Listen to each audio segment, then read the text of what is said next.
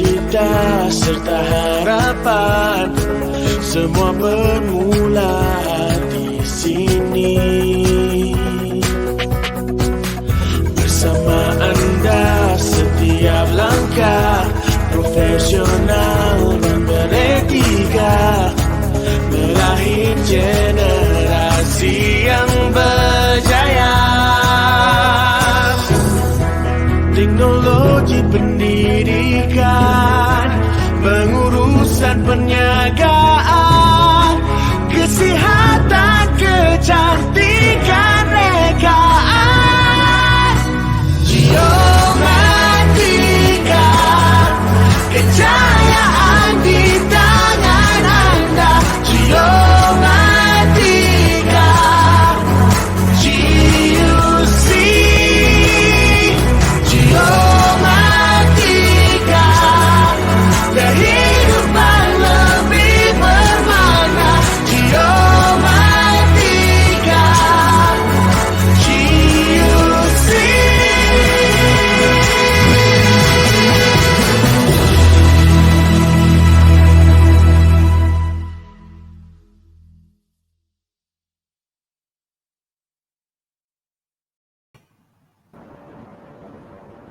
Okay. Bismillahirrahmanirrahim. Assalamualaikum warahmatullahi wabarakatuh.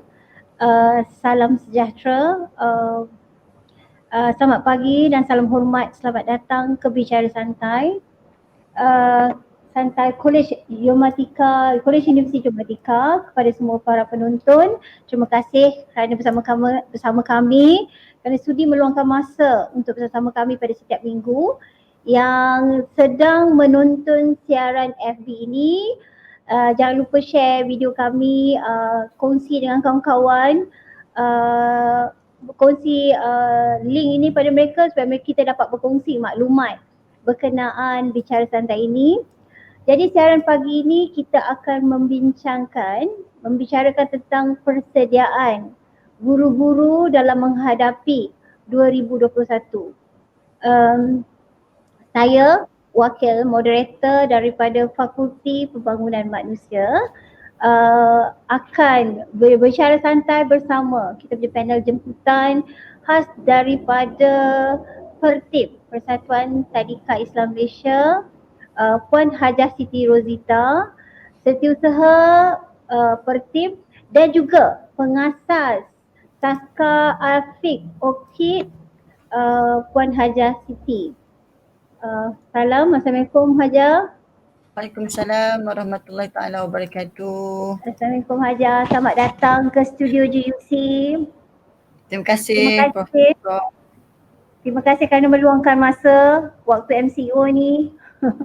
Sempat lagi spend masa untuk kami, minta maaf sebab ganggu. And then mesti ada banyak benda kita nak kongsi. Kalau kita bercerita pasal persediaan guru ni, mesti kita ada banyak benda nak kongsi, nak cerita. Rasanya 1 jam tak cukup, tapi kita cuba buat analisis lah bagaimana guru-guru ya dalam keadaan dilema sekarang, daripada pandemik, daripada COVID, kena involve dengan online classes, kena involve dengan Zoom, teknologi baru, MCO, PKPP, dah berapa fasa kita lalu, banjir pula pada hujung tahun. So jadi saya percaya guru-guru ni dia dah sedia tiba tergencat, nak sedia balik. So jadi kita minta Haja kenalkan diri. Haja. Okay, Assalamualaikum warahmatullahi taala wabarakatuh dan selamat pagi. Terima kasih kepada Prof. Nadia Dr. Salamiah yang merupakan moderator pada pagi ini. Terima kasih kepada pihak Geomatika Universiti kerana sudi menjemput saya untuk sesi sembang santai lah kiranya pada pagi ini. Alhamdulillah.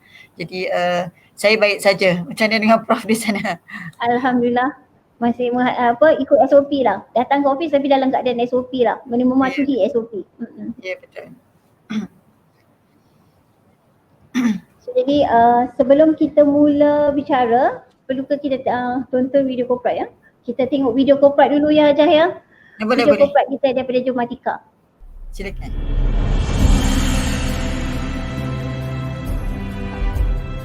Geomatica was established in 2004 by the name Geomatica College of Technology.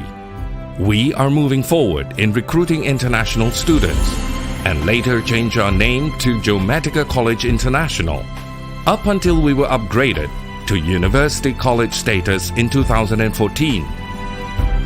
Being upgraded at University College status, we are moving forward in offering higher levels of academic programs such as degree and postgraduate courses. All programs are adhered to the audit control quality by the Malaysia Qualification Agency or MQA. We also achieved the ISO standard recognition for technical programs delivery to ensure its delivery quality is being maintained. Our aim is to produce future graduates that are competent in the industries and being the top choice among the industry players. We are a high-performance company under the Teraju and been awarded in 2 consecutive years as Best Top 15 Enterprises in Malaysia. I can say we have a bright company prospect and outstanding total team achievement. Semasa saya berada di Geomatica University College, banyak membantu saya untuk siapkan dan membuatkan saya untuk senang bersedia untuk menyembahkan segala idea dan juga hasil kerja saya. Pensyarah Geomatica University College akan banyak membantu. Diorang semua sangat berpengalaman dan diorang tahu macam mana nak menarik minat pelajar untuk minat dalam bidang yang kita pelajari. Pembelajaran yang saya belajar di Geomatica ni bukan sahaja untuk di satu bidang saja. So saya berpeluang untuk mencuba bidang lain. Now our students consist of more than 27 nationalities, giving the global experience and exposure. We want to make the investment of our students worthwhile with us.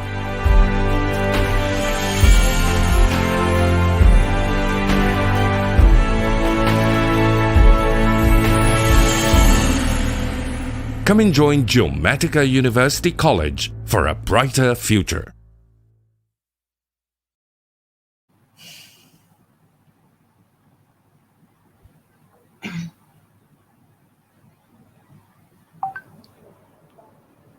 Okay. Itu adalah kita punya promo video untuk Geomatica. Biar saya perkenalkan dululah ya. Geomatica University College. Kami mula beroperasi daripada tahun 2004. Untuk maklumat para penonton, di Geomatica University College yang terletak di Setiabangsa, kami terdapat 8 fakulti yang menawarkan lebih daripada 40 program dalam pelbagai bidang, bermula daripada peringkat asasi sehinggalah ke postgraduate.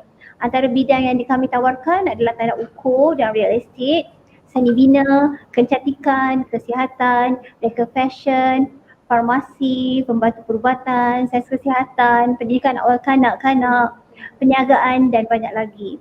Jika anda berminat untuk melayari lagi berkenaan website, boleh layari website Geomatica di www.geomatica.edu.my untuk maklumat lanjut atau hubungi terus pegawai kemasukan Geomatica di nombor yang tertera di bawah. Untuk tanpa melengahkan masa lagi, Hajar, bolehlah kita bersantai ya dengan Hajar berkenaan topik kita hari ini, berkenaan persediaan guru-guru dalam menghadapi situasi 2021 ni. Banyak macam tahun 2020 kita sangat teruja dengan bermula daripada bulan Mac pasal COVID, dan sekarang kita tahu keadaan menjadi lagi mencabar dalam situasi yang pandemik atau yang huru-hara dengan banjirnya, PKP lagi sekali. So jadi apakah langkah-langkah yang kita perlu sebagai guru untuk laksanakan dalam meneruskan pendidikan awal kanak-kanak ni, Hajar? Silakan Hajar. Terima kasih Prof. Madia, Dr. Salamiah. Baik. Okey, alhamdulillah ya, kita pun telah pun memasuki ya tahun 2021 ya. Dan kita perlu juga bersyukur kepada Allah SWT ya, dalam keadaan kita diuji oleh Allah dengan pandemik COVID-19, dengan banjir ya, yang melanda beberapa kawasan di negara ini ya. Kita masih lagi Allah memberikan rahmat, itu yang kita kena bersyukur. Walaupun banyak lagi yang kita nak kena hadapi pada tahun 2021 ya. saya kira ya sahabat-sahabat pengusaha saya ya dan juga para guru-guru tadika, taska khususnya yang kita telah belajar sesuatu daripada pengalaman yang lepas di tahun 2020 Jadi kita perlulah orang kata bersedia untuk menghadapi cabaran pada masa akan datang ni. Banyak lagi cabaran yang kita tak tahu apa yang akan datang, tetapi kita sebagai hamba Allah Subhanahu Wa Taala ya, kita kena sentiasa redha ya doktor ya. Ya, Jadi betul. berkenaan dengan persediaan ni mungkin saya boleh pada pagi inilah mungkin lebih kepada perkongsian diri saya. Saya nak melihat kepada 3 aspek doktor ya. Untuk guru-guru tadika tu sendiri, tetapi mungkin ya boleh juga sahabat-sahabat pengusaha saya take note lah tentang perkara ini. Yang 3 perkara iaitu yang pertama khususnya tentang pentadbiran ya. Yang keduanya tentang persiapan guru ya untuk pengajaran, dan yang ketiganya adalah proses untuk mendapatkan ilmu ataupun proses untuk belajar lah, untuk upgrade skill, kemahiran, ilmu pengetahuan ya. Jadi yang pertamanya adalah mengenai pentadbiran. Apa yang ingin saya sentuh di sini adalah untuk guru-guru, sama ada guru-guru baru, guru-guru lama ya. Satu benda yang tak boleh mereka ambil lewa adalah tentang aspek perlantikan ataupun orang kata adalah kontrak di antara guru dan juga pihak tadika.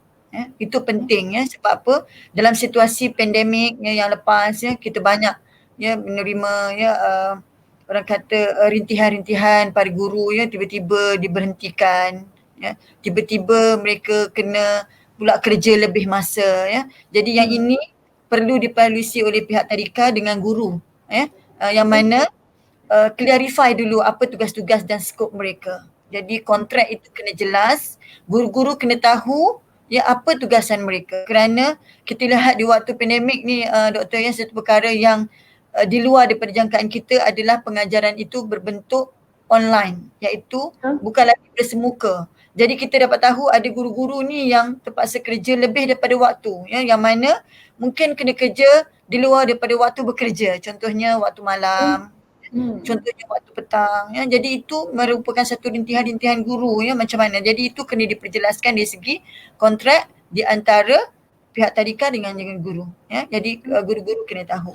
Yang keduanya adalah saya ingin juga memberitahulah pada para guru ni, mereka kena tahu dari segi takwim persekolahan tadika itu sendiri ya. Kena tahu ya waktu mana dia boleh bercuti, waktu mana dia terlibat dengan proses pentadbiran tadika tu ya, sebab kadang-kadang ada waktu-waktu yang tidak bukan waktu bekerja yang mereka perlu hadir untuk bekerja ya. Maksudnya contohnya lah ya, contohnya sukan, contohnya hari graduasi, hari pertemuan dengan ibu bapa. Yang ini ya tidak semua benda ya doktor yang kita kena claim ataupun kena dibayar, tetapi ia telah pun tertakluk di dalam takwim tadika. Jadi guru-guru kena aware ya tentang takwim yang disediakan oleh pihak tadika tersebut ya.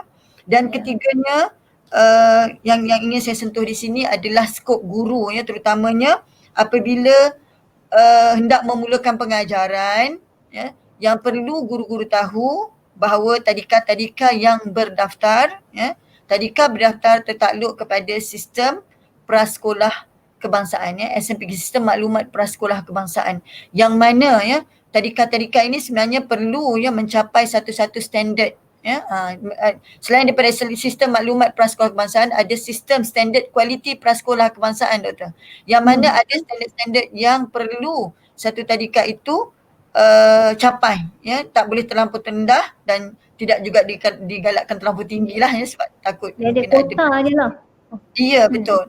Jadi di situ ada penglibatan guru-guru terutamanya dari aspek proses bengkel pengajaran ataupun bengkel-bengkel latihan ya, perguruan, yang mana guru-guru perlu hadir ya. Jadi ini bukanlah orang kata tak mesti, tetapi kita kata memang guru-guru itu wajib untuk turut serta, kerana kita ada ya standard-standard yang perlu dipatuhi ya, kalau tadi kata itu berdaftar di bawah Jabatan Pendidikan Negeri ataupun di bawah Kementerian Pelajaran Malaysia.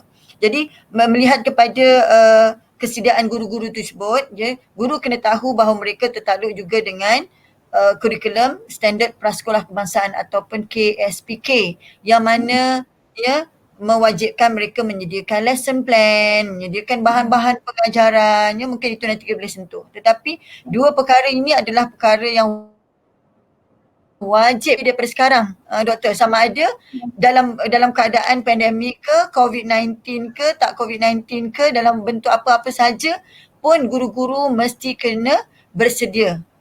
Dua perkara itulah kita sentuh yang dua tu dulu, insyaAllah. Alright.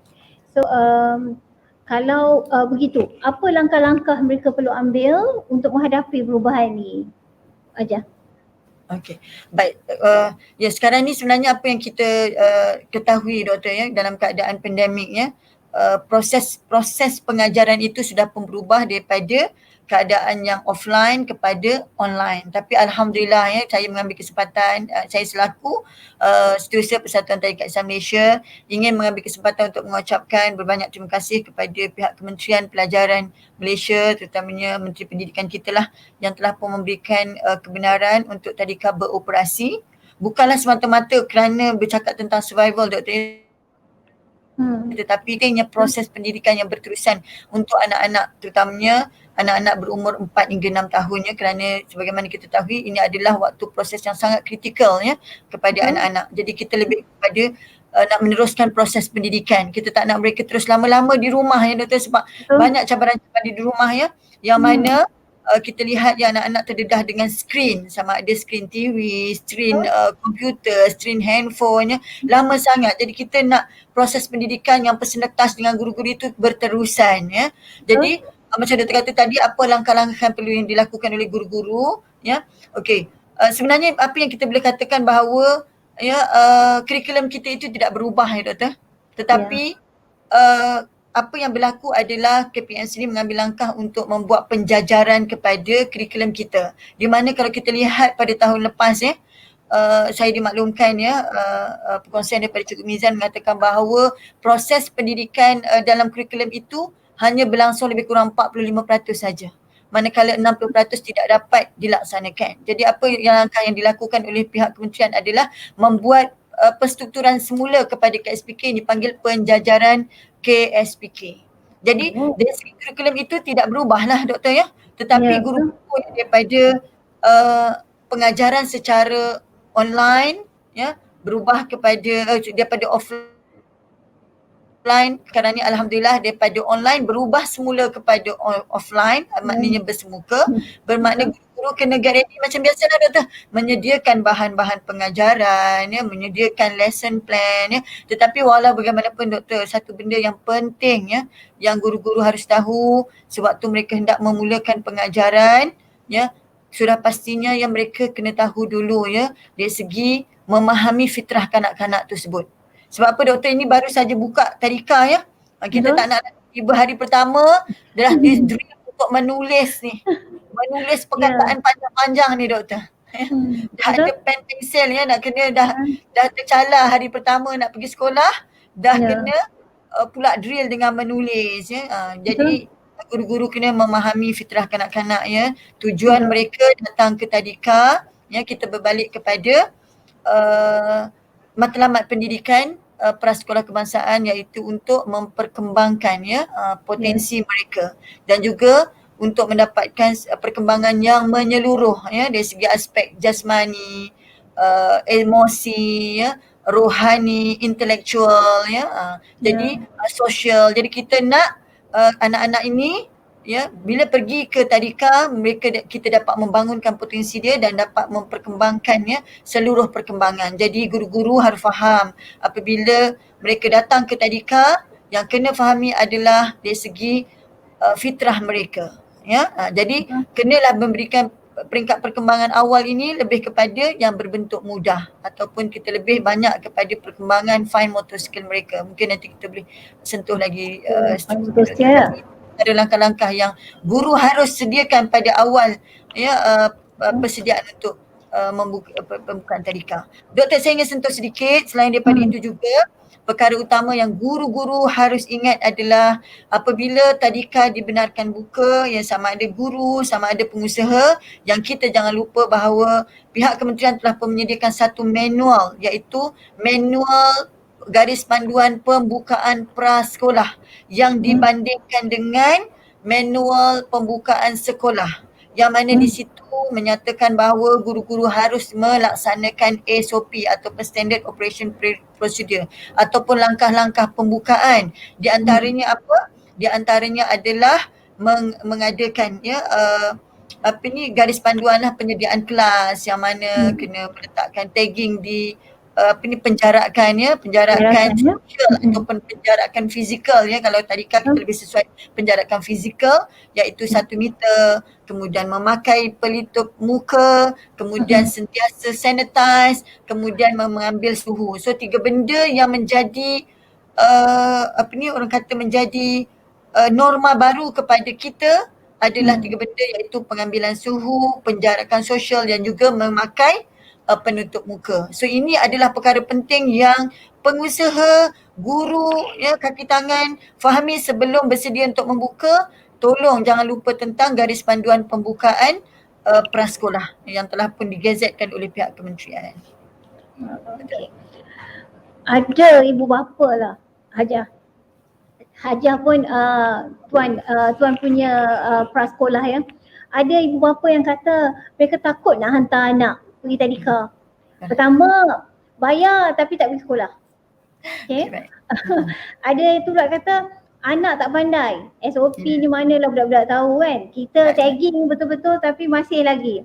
Apa pendapat Hajah berkenaan pendapat ibu bapa ni daripada segi dia kata bayar mahal-mahal tapi anak tak pergi sekolah. Lepas tu anak tak pandai lagi nak jaga SOP. Pendapat Hajah sebagai pengusaha. Baik. Ya, ini pun betul juga. Betul tu doktor, sebab kita kena fikirkan juga masa kita nak buka tadika ni akan ada banyak soalan-soalan yang ada banyak kerisauan daripada ibu bapa. Sebenarnya doktor, kerisauan, concern ibu bapa itu adalah hak sebagai seorang ibu ayah yang nak meletakkan anak di sesuatu tadika ataupun tadika, taska ataupun pusat. Itu adalah hak seorang ibu ayah. Tidak salah untuk mereka orang kata bertanya ataupun mendapat penjelasan daripada pihak tadika. Itu pun baguslah kerana ada concern di pihak ibu bapa. Tetapi saya ingin respon tadi doktor kata bayar mahal, tak boleh nak membaca, tak ada kelas. Doktor, pendidikan ini bukanlah boleh dibayar dengan RM1. Doktor setuju tidak? Doktor setuju kita sebenarnya tidak boleh dibayar oleh RM1. Kerana dia adalah sesuatu yang tak boleh dapat dengan sendirinya tanpa ada bantuan daripada persekitaran. Apa kalau saya panggil scaffolding, maknanya perlu bantuan, apatah lagi kanak-kanak. Jadi doktor, saya ingin membuat analogi sebagai ibu ayah yang akan menghantar anak-anak pergi tadika. Yang pertama yang kena dibetulkan adalah matlamat ataupun tujuan menghantar anak ke tadika. Saya kira kalau pada masa sekarang dengan keadaan suasana pandemik, orang kata buka tutup, kita nak menjangkakan bahawa anak kita ni pergi sekolah hari yang pertama, bulan kedua sudah pandai membaca, saya kira tempat yang sesuai bukanlah di sekolah tetapi mungkin di rumah. Betul ya? So kita bayar di kita untuk memberi serve kepada anak kita. Sebab kita kena faham bahawa anak-anak ini dia mempunyai milestone yang berbeza doktor ya. Kita suka selalu melihat kepada analogi tangan. Allah jadikan tangan kita besar, kecil, tinggi, rendah. Allah yang menciptakan anak di dalam rahim ibu sendiri pun tahu kegunaan ataupun fungsi yang diciptakan tangan kita, apalagi anak kita. Jadi kalau kita nak membandingkan anak kita yang pertama, anak kita yang kedua, mungkin itu memang pasti akan ada perbezaan. Tetapi ibu ayah kalau kita kata hantar anak bayar mahal tak pandai membaca, saya kira itu adalah suatu ketidakadilan terhadap sesuatu tadika lah. Kita kena faham sebab perkembangan anak-anak itu berbeza. Anak A mungkin tidak secerdik ataupun mungkin tidak sepotensi anak yang B. Dan juga ada anak orang mungkin dia lebih cekap, mungkin tangan dia lebih cepat boleh nak menulis, boleh cepat untuk dia merakam, boleh cepat untuk dia mendengar ya. Sebab anak-anak juga kita tahu mereka belajar daripada 3 keadaan yang berbeza. Ada yang jenis visual, ada jenis yang mendengar, ada jenis yang kinestetik. So cara pembelajaran juga memang berbeza. Jadi kalau ibu ayah tahu bahawa tujuan anak-anak untuk hantar di tadika, ya, sebagaimana kita berbalik kepada matlamat pendidikan adalah suatu proses untuk mengembangkan potensi, maka kita boleh memberikan keyakinan yang penuh bahawa tadika mampu untuk explore kelebihan-kelebihan anak, bukan hanya pada satu segi saja doktor, tapi kita melihat pada 5 perkembangan tadi, maka kita akan jadi lega dan masya-Allah kita dapat tahu rupanya anak saya pandai sangat bercakap, ya. Bagus dari segi sosial.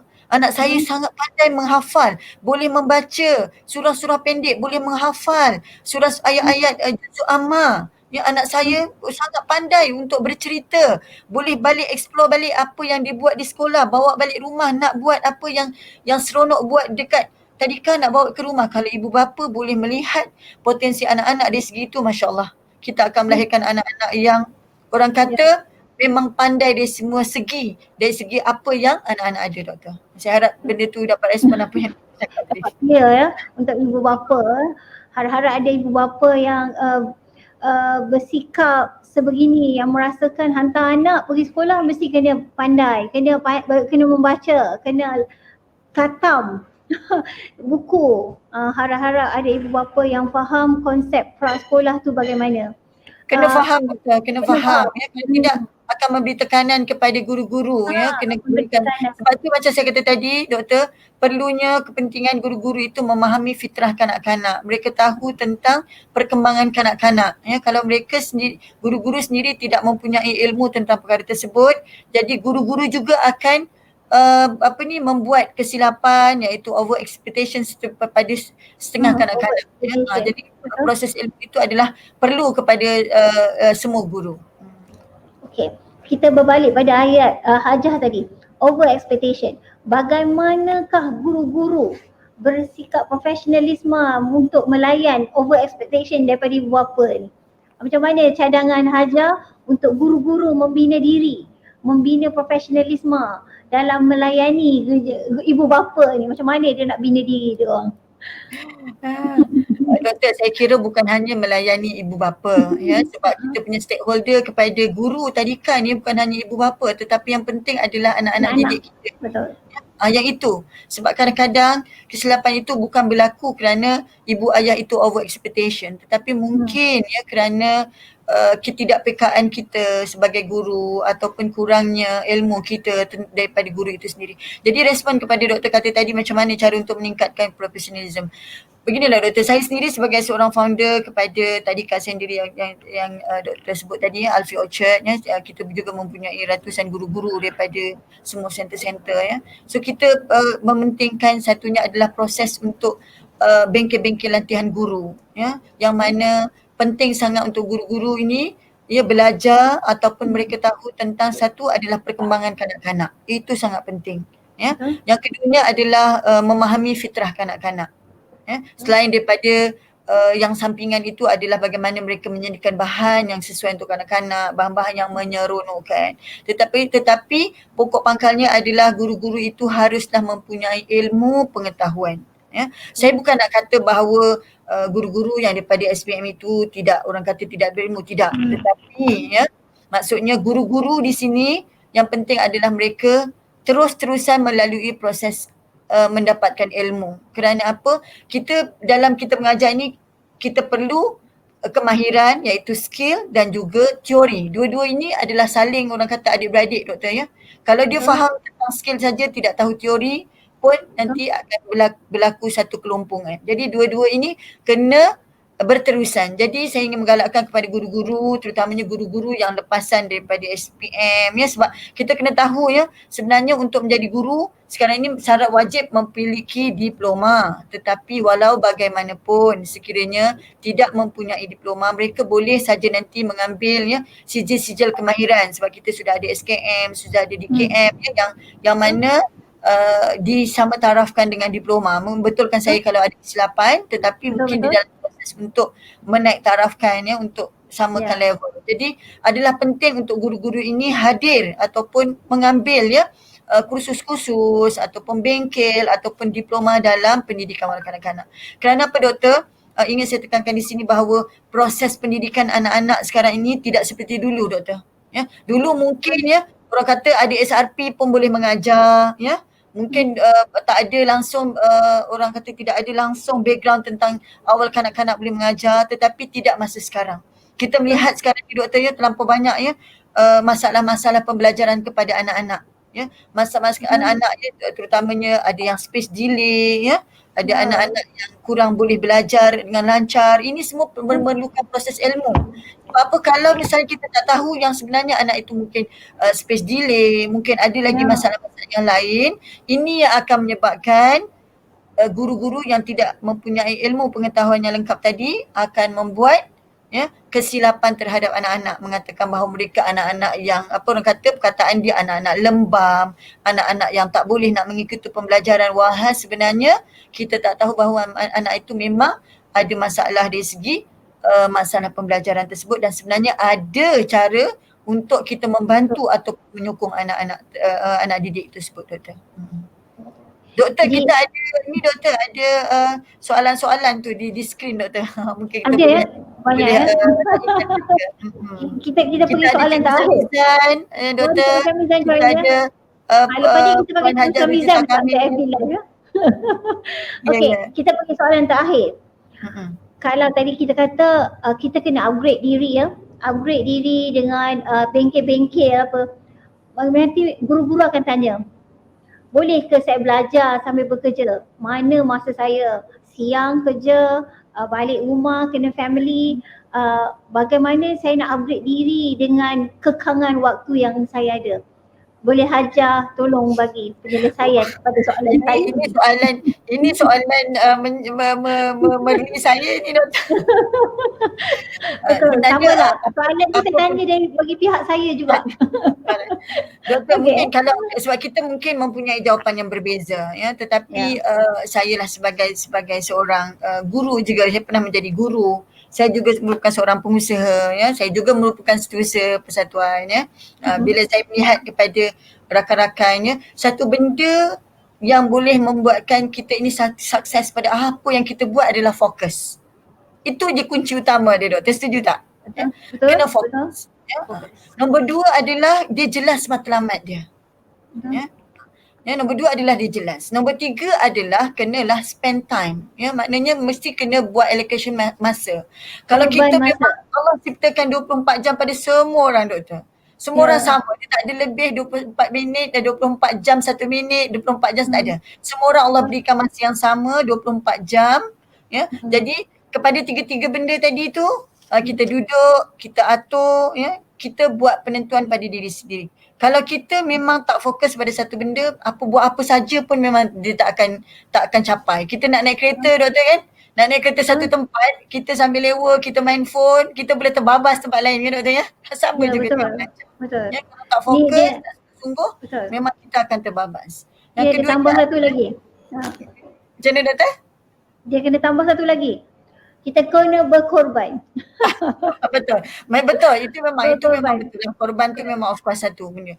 Jadi untuk guru-guru yang ingin melanjutkan pembelajaran ya, kalau betul niat dia adalah untuk menambahkan ilmu ya, dengan ada ilmu itu dapat lebih dimanfaatkan kepada masyarakat ya, untuk diri kita sebagai ibu, bakal nenek ya, kita tahu apa yang kita belajar itu kita boleh gunakan balik semula untuk generasi yang akan datang, masya-Allah ya. Memang kalau jelas maknanya dia akan ikon bersungguh-sungguh untuk belajar dan doktor kata tadi rela berkorban. Ya, dia kena spend time. Saya suka dulu penipuan Hajar Cita Kamil dia Kak beritahu saya, Siti kita kena locate masa. Kena spend duduk. Betul Kak Ita ya, dia pernah tulis cakap, tapi saya masih belum lagi berupaya, tapi saya cuba juga.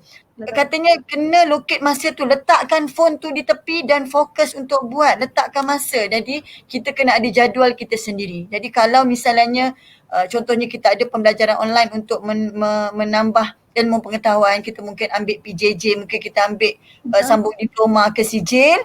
Kalau telah pun ditetapkan waktunya, bermakna kita kena berkorban waktu yang ditetapkan itu untuk belajar. Itu saja dia punya kunci dia, doktor. Lain daripada itu saya rasa mungkin sampingan. Tapi 4 termasuk yang doktor sebut tadi, itulah kunci untuk membolehkan dia belajar. Kalau ada lagi alasan tu diletakkan, memang kita tak akan dapat habiskan lah.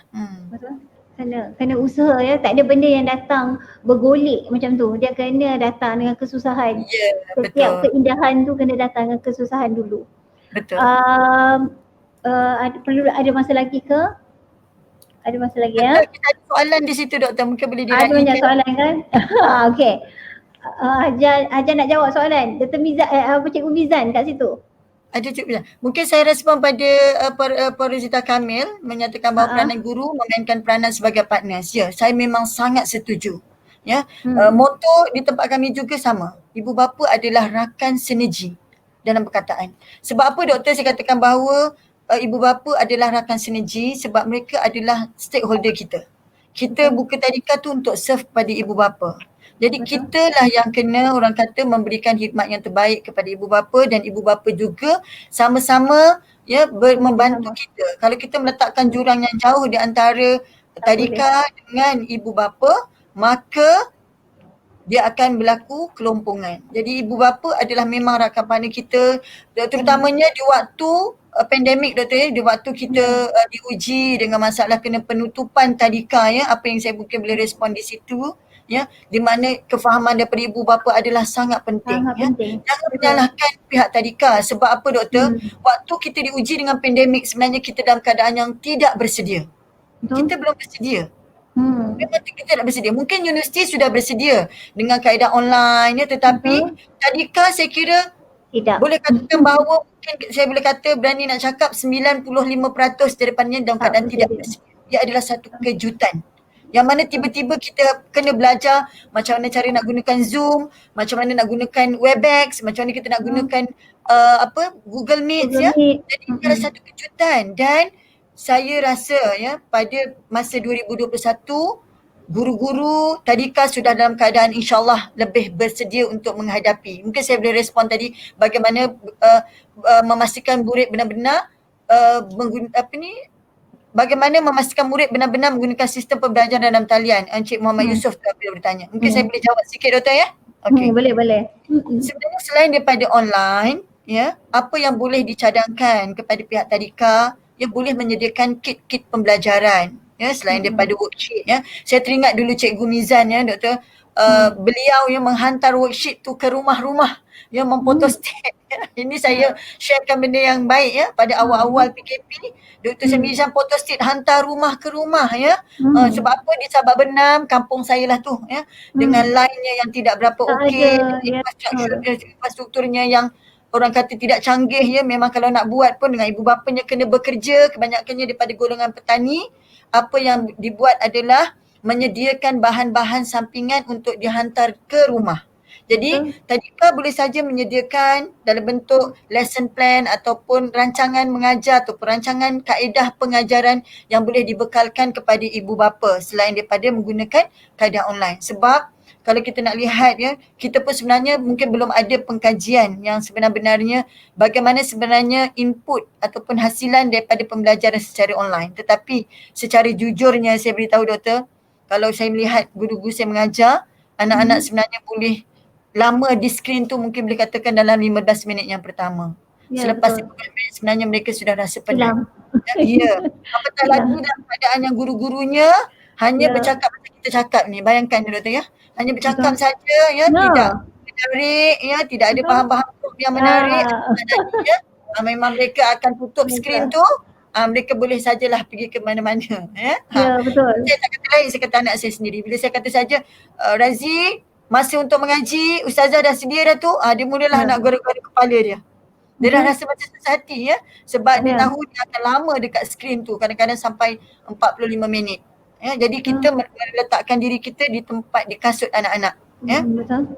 Jadi apa yang boleh dibuat, ya, tadika boleh mengambil alternatif untuk menyediakan bahan-bahan sampingan dan juga ibu bapa juga boleh membantu ya dari aspek pengajaran dengan melihat apa yang ada di persekitaran mereka, kerana sebenarnya apa saja yang berada di persekitaran itu adalah merupakan suatu pembelajaran untuk anak-anak. Contohnya doktor mungkin boleh saya sentuh sikit. Contohnya di dapur, ya. Ya. Ibu bapa boleh memperkenalkan jenis-jenis barangan di dapur, ya. Boleh memperkenalkan huruf-huruf hawalan bagi barang-barang yang ada di dapur. Di dalam rumah, di dalam bilik air, ya.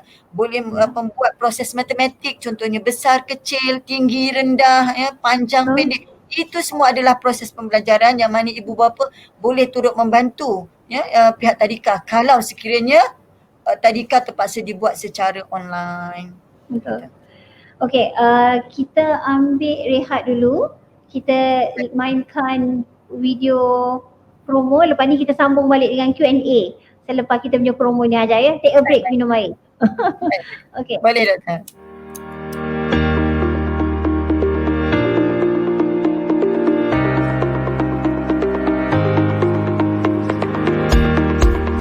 Saya menjemput semua untuk layari Geomatica College Facebook untuk mendapatkan pelbagai maklumat dan keterangan terutamanya tentang bengkel-bengkel yang kami adakan dan juga tentang pendidikan jarak jauh awal kanak-kanak.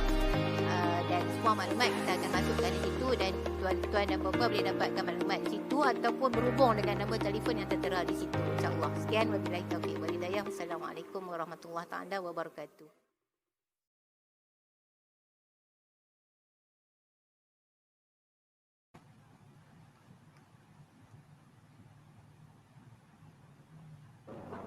Okey. Ada banyak soalan aja. Banyak soalan. Mungkin kita boleh balas lagi komen kemudian lah. Kita ambil dua soalan yang kita ambil dua soalan yang kita rasa okey, kita ambil soalan ni. Pada pandangan puan daripada Encik Muhammad Ihsan, apakah lagi persediaan yang perlu kerajaan melalui KPM lakukan? Persediaan yang perlu dilakukan. Itulah doktor, persediaan yang sebenarnya perlu kerajaan melalui KPM lakukan. Okey, sebenarnya pada bulan November yang lepas, kalau tak silap saya, ya, saya mewakili persatuan, kami ada dipanggil oleh pihak kerajaan di mana mereka ingin memperkasakan, ya, pembelajaran secara e-learning, ya, mana home based learning. Ya, sekiranya pandemik ini terus berterusan, ya, mana anak-anak tidak dapat pergi ke sekolah.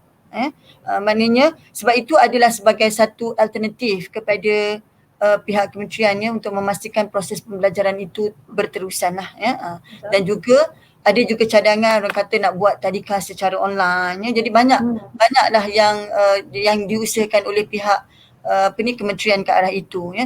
Cumanya pada pendapat saya, sebab dalam isu yang pandemik ni dalam keadaan yang berlaku sebenarnya macam saya kata tadi, kita dalam keadaan yang tidak bersedia, kita pun tidak menjangkakan apa yang berlaku, tetapi apa yang boleh kita lihat bahawa sekiranya, ya, berlaku lagi pandemik, maknanya tadika memang terpaksa ditutup, contohnya memang tak boleh beroperasi, ya, pada masa akan datang dan terus pada online, apa yang boleh dibuat adalah kita juga harus menyediakan bahan-bahan, ya, pengajaran sama ada di e-learning ataupun bahan-bahan kit learning yang boleh dibawa di rumah, ya, dalam keadaan yang lebih menarik dan juga orang kata memberikan value added kepada sama ada guru ataupun kepada kanak-kanak tersebut, ya. Dan juga kementerian mungkin boleh membantu tadika-tadika bagaimana menyediakan bahan-bahan ataupun isi kandungan untuk penyediaan online pada masa akan datang. Kerana apa yang berlaku, ya, sewaktu tahun lepas, ya,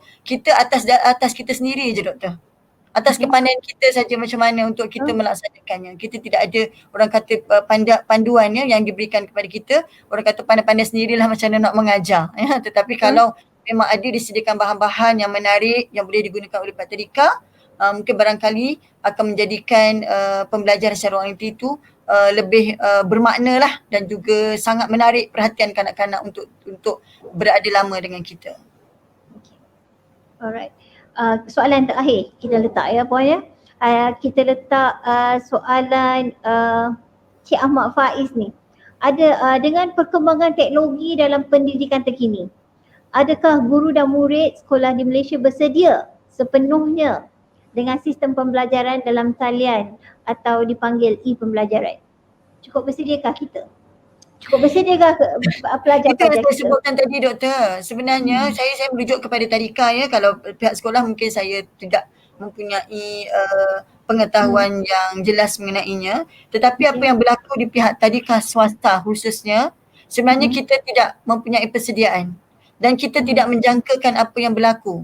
Ya, memang kita tak menjangkakan walaupun memang kita tahu bahawa di luar negara ya proses pembelajaran secara e-learning itu memang telah pun berjalan ya. Macam Ibu Zara hari tu ada kongsikan dengan saya waktu dia kata pergi ke mana, ke Bandung katanya, ke mana, diberitahu bahawa kalau tak silap saya Ibu Zara ada di sini, katanya ya itu lama. Oh sorry, dia kata masa pergi ke bengkel ya, Dato' Hassan Ali kata saya, beliau mengatakan bahawa satu masa nanti pembelajaran hanya dibuat secara maya. Ya waktu tu dah lama sebab Dr. Zul Hamka pun dah besar. Ya dah dewasa ya, maknanya dah lama dulu. Ya sudah dijangkakan ada maya, tetapi kita tidak ambil cakna terhadap perkara tersebut sebab pada kita tidak ada kepentingan. Tetapi dalam masa sekarang sebenarnya kita pun dalam waktu pandemik yang tahun lepas ya, walaupun sekarang masih lagi dalam keadaan situasi pandemik, kita pun sendiri tidak bersedia dan tidak ada sebenarnya tidak ada lagi langkah-langkah ke arah untuk menyediakan e-learning kepada kita. Macam kita dipanggil untuk bagaimana menyediakan e-learning yang baik pun sebenarnya masih belum ada, dan kita sangat mengharapkan supaya dengan adanya teknologi, kesihatan teknologi ya, kami semua akan dibantu untuk menyediakan bahan-bahan yang menarik untuk menyediakan e-learning kepada anak-anak. Okey. Rasanya ada soalan lagi. Ada soalan lagi yang nak dijawab. Hajah ada lagi. Ibu Zara ni ada Ibu komen. Zara ya? Ibu Zara. Okey. Ibu Zara. Boleh doktor boleh bacakan. Boleh. Saya tak nampak. Baca Okey. Ibu Zara. Pada situasi sekarang guru-guru kena menyediakan pelbagai kaedah menjadikan pembelajaran atas talian lebih menarik. Ya. Untuk anak tarikan tumpuan akad terhad. Ya. Maknanya memang sangat setuju apa yang Ibu Zara maksudkan ya, pembelajaran itu kena menarik walaupun kita nak buat secara online ya doktor. Kena menarik ya, kalau tidak nanti anak-anak akan tengok berjumpa secara bersemuka pun kadang-kadang kurang menarik. Kalau pula online dalam talian, kalau kita buat sekadarnya saja, orang kata sekadar melepaskan batuk di tangga ataupun sekadar untuk melepaskan tanggungjawab kita dan tidak ada unsur-unsur penarik kepada anak-anak, menjadikan bahawa pengajaran e-learning itu tidak membosankan ataupun tidak menyeronokkan pada mereka. Ya, inilah yang datangnya pedagogi tu. Maksudnya pedagogi bengkel-bengkel yang kita cadangkan tadi. Betul. Kepada guru yang Hajah ceritakan, bengkel-bengkel perlu ada untuk upgrade, untuk pembangunan pedagogi pembelajaran mengikut norma-norma baru. Ya. Doktor, mungkin saya ambil kesempatan sedikit di sini, Persatuan Tarikat Islam Malaysia ya, pada hari Ahad ni 17 hari bulan akan mengadakan bengkel persediaan guru baru. Guru lama pun boleh join lah, tapi kita sasarkan kepada guru-guru baru sebab di luar sana ramainya guru-guru yang nak menjadi guru-guru baru ya, iklan jawatan kosong memang banyak sangat. Jadi kita menggalakkan guru-guru baru untuk turut serta bengkel kita yang mana di dalamnya mengandungi topik-topik memahami fitrah kanak-kanak, ya, pengenalan tentang kurikulum yang ada di tadika. Kita juga ada teknik-teknik pengajaran di tadika. Kemudian kita ada teknik bagaimana menguruskan kelas di mana Ibu Zara akan memberikan talk di situ. Jadi saya menggalakkan untuk semua guru-guru baru untuk turut serta, boleh saja melihat di Facebook kami di Pertimku. Ya, di situ ada informasi di situ. Pertimku ya. Okey. Begitu juga dengan Jumatika, kami juga ada beberapa bengkel latihan juga menyediakan program untuk menambah baik guru-guru pendidikan awal kanak-kanak bersama dengan Dean untuk daripada Fakulti Pembangunan. Dia tak dapat ada di sini. Mungkin kita sedia maklum, our Dean Fakulti Pembangunan Manusia Prof. Dr. Mahani Razali. Sebab MCO ni dia ada di rumah. Harap-harap dia dengar, dia ikut sekali dengan kita. Patut dia yang di sini patutnya. Tapi sebab MCO start, dia tak dapat hadir. Jadi kita ada juga mengeluarkan bengkel-bengkel dan program-program yang menjurus kepada pendidikan awal kanak-kanak yang disediakan oleh our Dean Prof. Dr. Mahani Razali. Okay, so kita pergi lagi soalan, ada soalan lagi. Okay, daripada Azman Hashim. Bagaimana mahu menjadikan pembelajaran dalam talian satu budaya atau amalan? Bagus juga ni. Wah. Pembelajaran dia. Macam Doktor, mana? doktor nak jadikan dia amalan ke doktor? Kami kalau boleh tak nak jadikan amalan doktor. Kita nak personal touch untuk tadika. Kami nak personal touch. Kami nak salurkan kasih sayang kami doktor. Kami nak salurkan emosi kami. Kalau boleh jangan jadikan dia pembelajaran berterusan. Sebab apa kita nak jiwa. Sebab melalui online ni doktor, terang kita tak dapat nak salurkan apa yang ada dalam jiwa kita. Ya, kita berdoa kepada Allah SWT supaya anak-anak itu berterusan, bukan saja anak-anak didik tadika tetapi anak-anak sekolah juga, sekolah kebangsaan, sekolah menengah, mereka dapat bertemu dengan guru mereka doktor. Sebab di situ ada betul lah Haja, ada anak-anak cakap, ibu saya rindu nak pergi sekolah. Ya, emosi mereka terganggu. Sebab apa doktor? Sebab sebelum ni ada yang cakap, ibu alah besok sekolah ke? Tak nak pergilah ibu. Kali ni mereka kata, ibu saya rindu sangat sekolah. Ya, betul. Doktor nampak tak emosi kanak-kanak dan boleh saya katakan, mungkin kita balik jawab nanti yang amalan tu, tetapi boleh kita katakan bahawa apa yang berlaku di untuk anak-anak yang sepatutnya pergi tadika taska ni, mereka terabai doktor. Terabai oleh ibu bapa di rumah. Ya, kerana apa kesibukan ibu bapa ya dengan online-nya, dengan mesyuaratnya, sebenarnya mereka lebih teratur hidup mereka apabila mereka pergi ke pusat-pusat pendidikan. Itu bukan saya nak mempromotkan tadika atau taska doktor, tetapi secara jujurnya saya memberitahu sebagaimana anak saya sendiri, kalau saya pergi kerja saya tahu mereka ya pakaian mereka, pakaian of course lah di rumah tu boleh, tetapi pemakanan mereka lebih terjaga. Dia ada standard masak betul.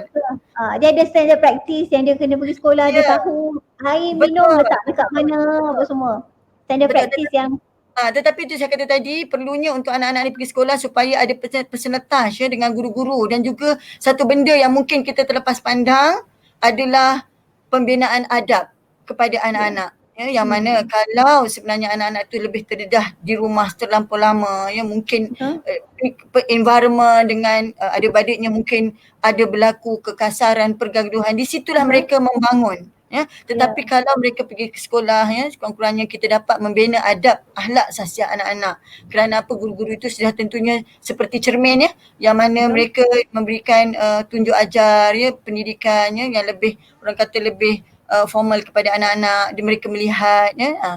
Tetapi kalaulah orang kata kita terpaksa melalui keadaan untuk pembelajaran secara online ya, apa yang boleh dibuat ialah ibu bapa menyediakan environment di rumah sebagaimana ke sekolah. Bermakna siapkan anak-anak tu lebih awal ya, kalau boleh dia beruniform di rumah, biarlah dia beruniform, dan kita beritahu mereka bahawa waktu ini adalah waktu untuk belajar. Kita lah yang bertanggungjawab untuk mendisiplinkan anak-anak, memberikan mereka jadual rutin kepada anak-anak untuk mengikuti pembelajaran. Kalau kita sendiri sambil lewa, kita sendiri tak orang kata concern, jangan harapkan untuk anak-anak kita akan lebih fokus untuk mengikuti pembelajaran secara online. Jadi untuk menjadikan dia satu amalan, yang paling penting sebenarnya adalah environment di rumah. Ya, untuk memastikan proses pembelajaran itu berterusan, dan ibu bapa memang sangat orang kata mengambil tahu ya tentang waktu-waktu pembelajaran anak-anak. Betul. Okey, itulah yang sebab Johmatika University College amat prihatin dengan pembangunan sasiah diri guru-guru. Sebab itu kita adakan bicara santai berkenaan guru-guru, bagaimana guru untuk bersedia dalam menghadapi norma baharu 2021 ini. Pihak Johmatika University College, kami sedang atau sentiasa membaik pulih kita punya silibus untuk kita punya program diploma, ijazah sarjana muda, dan kita ada juga ijazah sarjana pendidikan. So jadi dengan silibus mengikut kelulusan pihak MQA, bagaimana untuk membangunkan profesionalisme dan diri guru-guru dalam menjelang tahun 2021 dan seterusnya. Rasanya rasanya puas dah, macam saya cakap tadi awal-awal tak cukup kita 1 jam saja. Tak payah Mungkin skrip. kita refresh balik semula lah. Mungkin kita refresh balik semula doktor persediaan Okay. guru-guru tadi. Ya. Alright, Saya, boleh. mungkin kita boleh rumuskan pada 3 Summary. perkara untuk Betul. guru-guru tadi. Yang pertama adalah di aspek pentadbirannya, yang mana mereka kena tahu tentang skop kerja mereka, ya. Dapatkan surat pelantikan, ya, penjelasan tentang waktu dia bekerja, ya, secara jelas, dan mereka faham sekiranya apa-apa berlaku, ya, mereka faham dan juga memahami kondisi, terutamanya kalau berlaku pandemik, ya, berlaku apa-apa sajalah yang menyebabkan kita tak dapat membuat pengoperasian tadika, ya. Guru sangat faham kondisi itu. Yang keduanya adalah persediaan untuk dia memulakan pengajaran, ya, dari aspek memahami kurikulum, ya, memahami fitrah, ya, tahu yang mereka perlu menyediakan bahan-bahan pengajaran, menyediakan lesson plan, ya, dan yang ketiganya adalah perlunya mereka melalui proses ilmu yang berterusan, ya, dalam keadaan kita pula kadang-kadang, ya, mungkin nanti ada lagi online kena dilaksanakan, mungkin macam mana cara untuk dia meningkatkan kualiti pengajarannya, boleh attend kursus-kursus, ya, ambil diploma yang mana tak ada diploma seperti Jumatika, ya, offer, dan banyak universiti pun sedang kita permudahkan.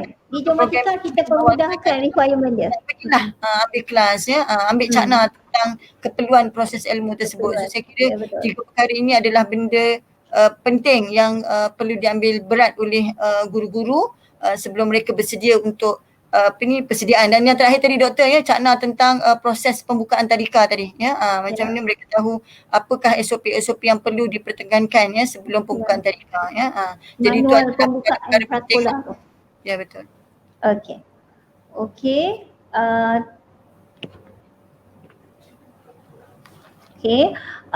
Oleh itu cukuplah sejam kita bersiaran. Cukuplah sejam kita bersiaran, berbicara santai. Terima kasih kepada penonton-penonton online. Kita tak dapat jawab semua soalan kerana kekangan masa.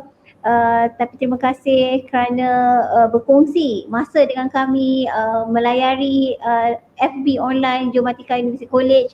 Terima kasih kepada panel jemputan kita, Puan Hajah Siti meluang masa untuk Jumatika. Ilmu yang Hajah sampaikan amat berguna, insya-Allah akan digunakan untuk masa-masa yang akan datang, insya-Allah. Kita akhiri bicara santai kita ni dengan alhamdulillah, bismillahirrahmanirrahim. Terima kasih Hajah, jumpa lagi. Terima kasih doktor kerana menjemput. Sampai jumpa lagi, insya-Allah. Assalamualaikum warahmatullahi wabarakatuh. Terima kasih.